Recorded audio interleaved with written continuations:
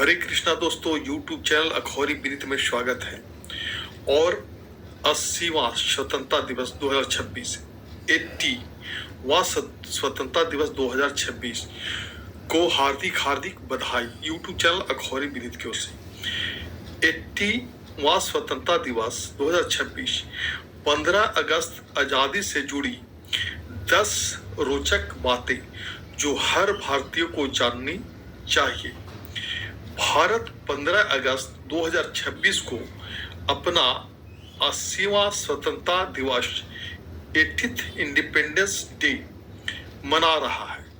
1947 में भारत के ऐसे कई क्षेत्र थे जो भारतीय संघ में शामिल नहीं हुए थे। इसी के साथ यह भी जानिए कि कैसे हम एक गणतंत्र राष्ट्र बने और किस तरह झंडा हो गया तिरंगा।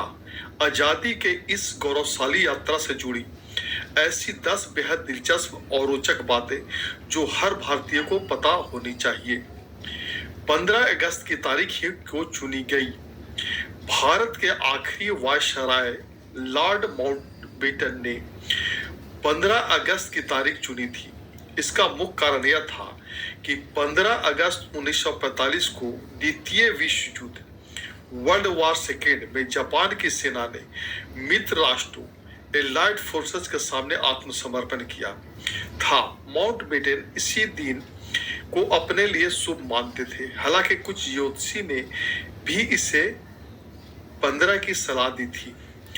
स्वतंत्रता दिवस वर्सेस गणतंत्र दिवस ध्वजारोहण में बड़ा अंतर। 15 अगस्त स्वतंत्रता दिवस और 26 जनवरी गणतंत्र दिवस के ध्वजारोहण में दो बड़े अंतर होते हैं। 15 अगस्त प्रधानमंत्री लाल किले पर राष्ट्रीय ध्वज को नीचे से ऊपर खींचकर फहराते हैं, जिसे ध्वजारोहण फ्लैग होस्टिंग कहते हैं। 26 जनवरी राष्ट्रपति राजपथ कर्तव्य पथ पर पहले से बंधे हुए झंडे की गांठ खोलकर फहराते हैं, जिसे ध्वज फहराना कहते हैं। तीसरा है, आजादी के समय राष्ट्रगान नहीं था। 15 अगस्त 1947 को जब भारत आजाद हुआ था, तब हमारे पास कोई आधिकारिक राष्ट्रगान नेशनल एंथम नहीं था। हालांकि रविंद्रनाथ टैगोर द्वारा लिखा गया जन गण मन 1911 में ही रचा जा चुका था, लेकिन इसे 24 जनवरी 1950 को आधिकारिक रूप से भारत के राष्ट्रगान के रूप में अपनाया गया। चौथा, 15 अगस्त 1947 को महात्मा गांधी जश्न में शामिल नहीं थे। जब 15 अगस्त 1947 के मध्य रात्रि को पूरा देश आजादी का जश्न मना रहा था, तब राष्ट्रपिता महात्मा गांधी दिल्ली में नहीं थे। वे बंगाल के नोआखाली में हिंदू मुस्लिम दंगों को शांत कराने और शांति स्थापित करने के लिए भूख हड़ताल पर बैठे थे। 5 अन्य देश भी इसी दिन मनाते हैं आजादी। 15 अगस्त सिर्फ भारत का ही स्वतंत्रता दिवस नहीं है। दुनिया के अन्य 5 देश भी 15 अगस्त को ही अपना स्वतंत्रता दिवस मनाते हैं।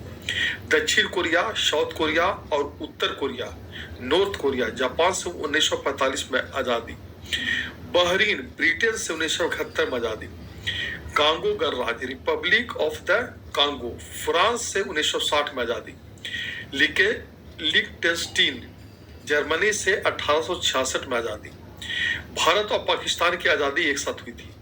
15 अगस्त 1947 की आधी रात 12 बजे को ही दोनों देश आजाद घोषित किए गए थे, लेकिन पाकिस्तान अपना स्वतंत्रता दिवस 14 अगस्त को मनाता है, क्योंकि लॉर्ड माउंटबेटन ने 14 अगस्त को कराची जाकर सत्ता हस्तांतरित की थी, ताकि वे 15 अगस्त को दिल्ली में उपस्थित रह सके।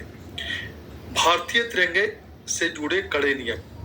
हमारा राष्ट्रीय ध्वज तिरंगा विशेष रूप से खादी, सूती या रेशमी कपड़े का ही बना होना चाहिए। कर्नाटक खादी ग्राम उद्योग संयुक्त संघ देश की एकमात्र ऐसी संस्था है जिसे आधिकारिक तौर पर तिरंगा बनाने और आपूर्ति करने का प्रमाण पत्र प्राप्त है। पंडित नेहरू का ऐतिहासिक भाषण।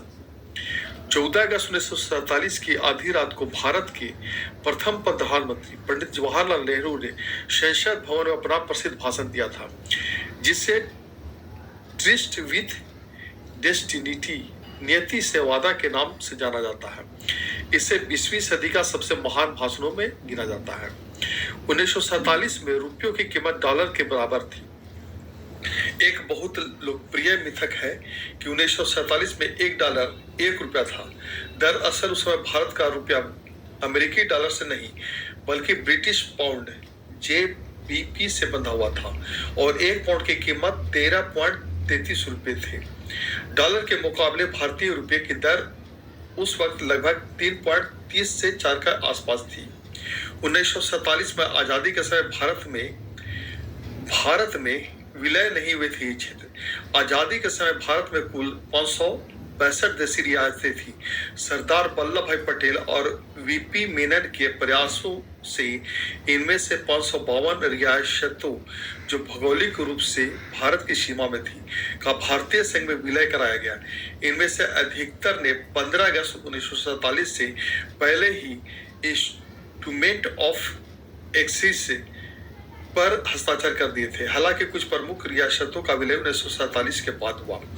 15 अगस्त 1947 को ब्रिटिश भारत आजाद जरूर हो गया था, लेकिन गोवा पुर्तगालियों के अधीन था और हैदराबाद निजाम के शासन में था।